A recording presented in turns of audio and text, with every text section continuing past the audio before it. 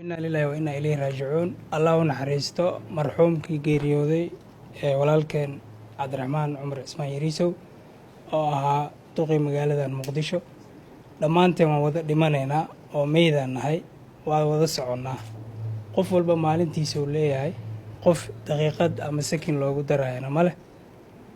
naxariistii janna Allah ka waraabiyo, qabrigiisana waasic Allah ugu dhigo. Waa ugu mahadcelinaynaa ra'iisul wasaaraha asigoo safar ku yimid inuu sida ugu dhaqsiyaha badan uu ku soo gaaro goobtii ay tacsiida tiile. Aad iyo aad u mahadsan yahay, waana laga guddoomay. Dhammaanteenna ma aragtaay waxaan leenahay walaalkeen maanta ducuu noogu baahan yahay, aan u duceyno. Ducadaasi maanta wax tarayso. Marka inta dhimanna waxaan rajaynayaa inay khayr iyo wanaag ay ku dhammaan doonto. aaskiisana si sharaf leh uu ku dhici doono insha Allahu tacaala. qabrigiisa Allah u waasiciyo, annagana gadaashiisa Ilaahay nama fidneeyo. awlaaddii uu ka tagayna ma aragtaay dhammaan ehelkii waxaan leenahay samar iyo iimaan Allah ka